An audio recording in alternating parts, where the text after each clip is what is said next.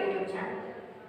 ये मोशन का पार्ट 3 है, जिसमें हम बात करने वाले थे derivations of equations of motion के बारे में, यानी गति के समीकरणों के बारे में। तो आइए वीडियो को स्टार्ट करते हैं और पढ़ते हैं गति के समीकरण के बारे में। इसमें जब हम किसी भी गतिमान पिंड की बात करते हैं तो उसमें गति, दूरी और त्वरण 3 चीजें होती हैं, और इन तीनों में कुछ संबंध होते हैं, रिलेशन होते हैं, जिसको हम गति के 3 समीकरणों के द्वारा व्यक्त करते हैं। उसे पहला जो होता है गति का समीकरण वो होता है v = u + at। दूसरा होता है s = ut + ½ at²।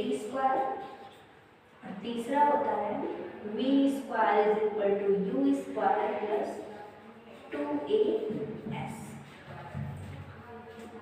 ये हमारा समीकरण 1 है, ये 2 है, ये समीकरण 3 है। ये इन्हीं को गति का समीकरण कहते हैं। अब इसमें ये जो सिंबल्स यूज हुए हैं v, u, a, t, s, ये सब है क्या? तो पहले आइए उसको सॉल्व कर लेते हैं। ये जो आपको v दिख रहा है, v होता है अंतिम वेग, और जो u है, u होता है प्रारंभिक वेग।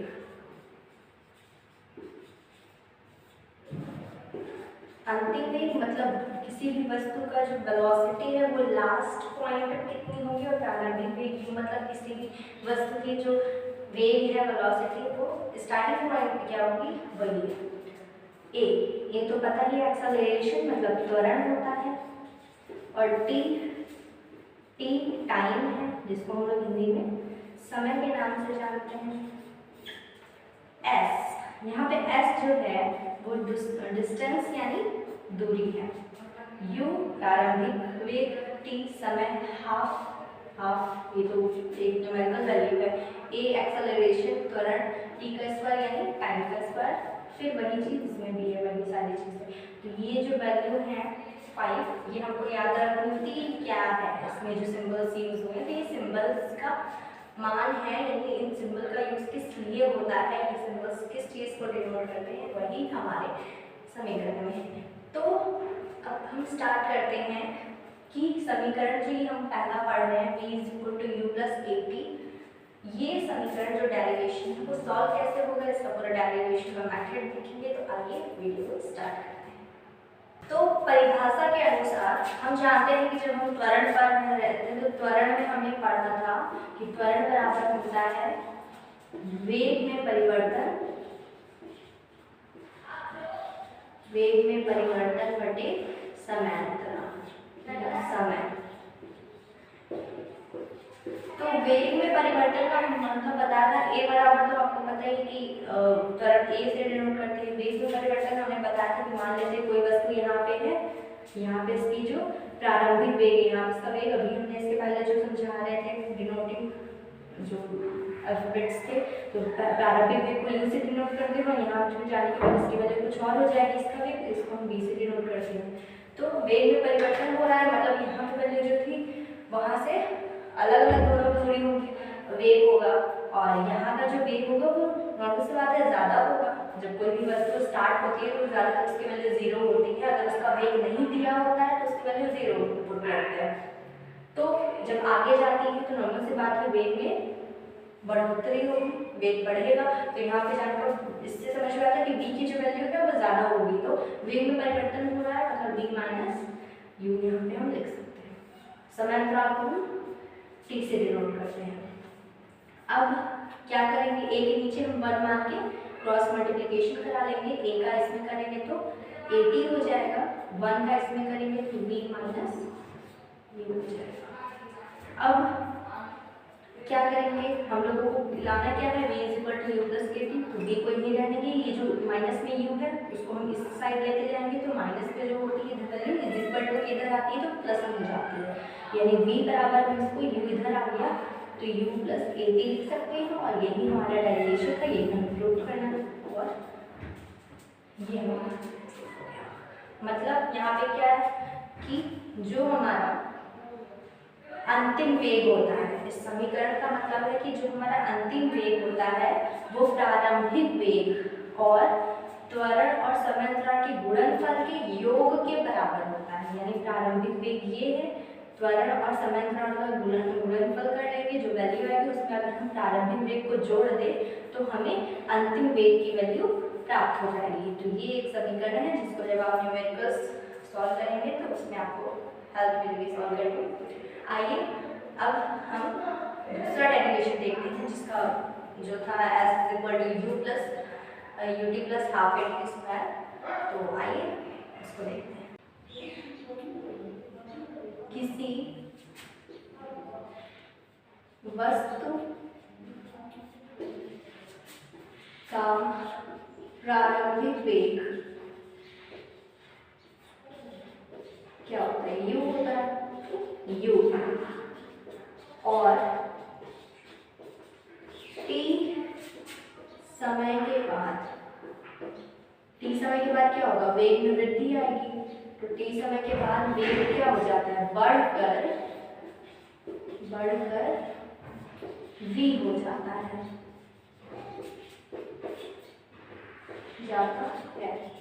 यहाँ पे जो त्वरण हमारा उत्पन्न होता है, यहाँ जो त्वरण है वो हम मानते हैं कि वो a है और s दूरी तय करता है, s दूरी तय करता है। तो क्वेश्चन डेरिवेशन के अनुसार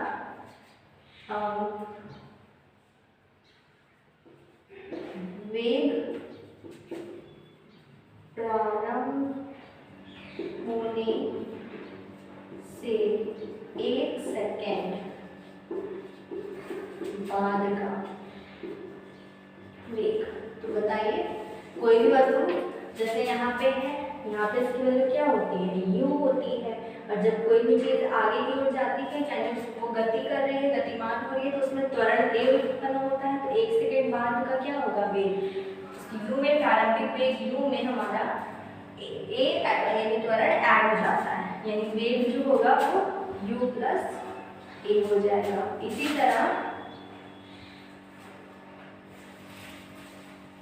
वेग समाप्त होने से 1 सेकेंड बाद का वेग क्या होगा। तो हमको पता है कि वेग समाप्त कब होगा, जब यहाँ पे v हो जाएगा। जब कोई भी वस्तु स्टार्ट होती है और वापस से अपने स्थान पर आ जाती है, अगर हम यहाँ से वहाँ तक आए, थोड़ी दूर पे आए, तो उसके बाद भले ही मेरा वेग त्वरण बढ़ना, हम आगे की ओर गए हैं, हम यहाँ क्यों थे, हमारे यहाँ पे वैल्यू की वेग जो था वो 0 था और हम वहाँ गए v हुआ, लेकिन वहाँ पे फिर हम आ जाके स्थिर हो जाएंगे, फिर वहाँ रुक जाएंगे, फिर वहाँ मेरा वेग कुछ नहीं रहेगा, फिर वहाँ 0 हो जाएगा। तो वेग समाप्त होने के 1 सेकेंड पहले, तो 1 सेकेंड पहले v है, इसके थोड़ा सा पहले 1 सेकेंड, तो यानी इस v में से हम ये जो ये वाला a माइनस कर देंगे, हम v माइनस a हो जाएगा। तो अब औसत वेग क्या हो जाएगा, हमारे पास तो दोनों वेग है, तो औसत वेग क्या होता है, औसत वेग होता है कि दोनों वेग को जोड़ के और 2 से डिवाइड कर देते हैं, यानी u प्लस a और v minus a upon a से कैंसिल, क्या बचा, u प्लस v अपॉन 2। ये हमारा आ गया औसत वेग। अगर ये तो हम जो औसत वेग निकाले हैं वो 1 सेकेंड बाद का निकाले, इसी तरह हम 2 सेकेंड बाद का, 3 सेकेंड बाद का, 4 सेकेंड बाद का या पहले का इसमें निकालेंगे, तब भी हमारा मान जो आएगा वो v plus u plus v upon 2 आएगा। इससे समझ में आता है कि हमारा जो त्वरण है वो स्थिर है, हम वैल्यू कुछ भी कितने भी टाइम का निकाले, जो हमारा औसत वेग आएगा वो इतना ही आएगा। अब हम क्या करेंगे, हम दूरी निकालेंगे। तो पता है दूरी बराबर क्या होता है, चाल गुणे समय। तो यहाँ पे क्या है, त्वरण स्थिर है, त्वरण में परिवर्तन नहीं हो रहा है, तो जो इसका वेग है वही तो उसकी चाल होगी। हाँ मैंने बताया कि वेग और चाल अलग अलग चीजें होगी, लेकिन यहाँ जो त्वरण स्थिर होने के कारण इसके वेग और चाल में कोई अंतर नहीं आएगा। तो यहाँ पे हम दूरी बराबर चाल यानी u प्लस p अपॉन 2 गुणे समय, समय क्या है इनटू t, यानी हमारी ये दूरी है, दूरी की जगह हम क्या रखते हैं s, अभी हमने पढ़ा दूरी यानी s बराबर इतना। अब ये कंप्लीट नहीं है, अब ये इसमें वैल्यू हमें पुट करनी है इसकी, जो हमने पहला वाला डेरिवेशन पढ़ा था v बराबर u प्लस ए टी का उसे v बराबर u प्लस ए टी से हम v की जो वैल्यू वो यहाँ पुट कर देंगे। v की जगह हम क्या लिखेंगे u प्लस v के जगह हमने पढ़ा है चूंकि v बराबर क्या होता है u प्लस ए टी, तो v की वैल्यू हम ये रख सकते हैं u प्लस ए टी, तो इस v की जगह हम क्या रख देंगे u plus a t upon 2 into. तो आइए इसके आगे सॉल्व करते हैं। तो आइए हमने लास्ट में देखा था कि s इज इक्वल टू हमने पढ़ा u plus v upon 2 into t, जहाँ पे हमने पुट की थी v की वैल्यू पहले समीकरण के हिसाब से यानी v बराबर u प्लस ए टी, यानी हम s यहाँ पे s प्लस v की वैल्यू क्या कर देंगे u plus a t upon 2 into T. यहाँ v की वैल्यू की जगह हमने ये पूरी वैल्यू पे पुट कर दी है, ठीक है। तो s is equal to u और v क्या हो जाएगा 2u plus a t upon 2 into t. तो s is equal to t का मल्टीप्लाई इसमें दोनों में होगा यानी 2ut प्लस इसमें होगा तो ए टी स्क्वायर अपॉन में 2। अब इसको थोड़ा ध्यान से देखिएगा, s इज इक्वल टू इसका मतलब तो यही है कि 2ut upon 2 plus a t square upon 2। अगर हम इसको ऐसे लिखें तो कोई प्रॉब्लम तो होनी नहीं चाहिए, क्योंकि इसका मतलब तो वही है। जब हम इसका एलसीएम लेंगे जब 2 आएगा और फिर ऐसे ही तो सॉल्व होगा। एलसीएम लेने के बाद ऐसे, एलसीएम से लेने से पहले फ्रैक्शन के तौर पे हम ऐसे लिख सकते हैं इसको। यहाँ 2 से 2 हमारा कैंसिल हो जाएगा, तो s is equal to ut बचा, ut लिखेंगे प्लस, अब इसका मतलब अपॉन 2 है तो इसको हम 1/2 भी तो लिख सकते हैं इंटू ए टी स्क्वायर, यही मतलब होता है। वही मतलब हुआ 1 का इसमें होगा इतना आ जाएगा, 2 का यहाँ नीचे 1 लेके करेंगे उतना हो जाएगा, यानी हमारा टोटल जो आया derivation s equal to ut plus half a t square, और ये हमारा डेरिवेशन। आइए तीसरे समीकरण की बात करते हैं, तीसरा वाला इक्वेशन देखते हैं। तो चलिए वीडियो को स्टार्ट। तो आइए अब बात करते हैं तीसरे समीकरण की। ये बहुत ही इजी है, आपको आ जाएगा। ये जो समीकरण हमारा सॉल्व होगा, डेरिवेशन हमारा सॉल्व होगा, वो पहले वाले इक्वेशन के हिसाब से होगा। पहला वाला इक्वेशन आपने पढ़ा v बराबर क्या होता है u प्लस ए टी। कुछ नहीं करना है, बस दोनों साइड्स को आपको वर्ग कर देना है, दोनों साइड्स का स्क्वायर कर देना है। तो यहाँ पे लिखेंगे दोनों पक्षों का वर्ग करने पर यानी स्क्वायरिंग ऑफ बोथ साइड्स, यानी इसका भी स्क्वायर और इसका भी स्क्वायर, यानी यहाँ नहीं लिखेंगे, यहाँ पे लिखेंगे कि b का square plus sorry is equal to u plus a t का स्क्वायर। b स्क्वायर का यही हो जाएगा, आपको दिख रहा होगा ये एक फॉर्मूला है a प्लस बी के होल स्क्वायर का। तो ऐसे सॉल्व करेंगे a प्लस बी का होल स्क्वायर यानी a का स्क्वायर यानी u का स्क्वायर, ये a वैल्यू है और ये b की है, ठीक है, कंफ्यूजन ना हो। a square plus b square यानी a square t square plus 2ab होता है और 2 a की वैल्यू u, b की वैल्यू a t 2u।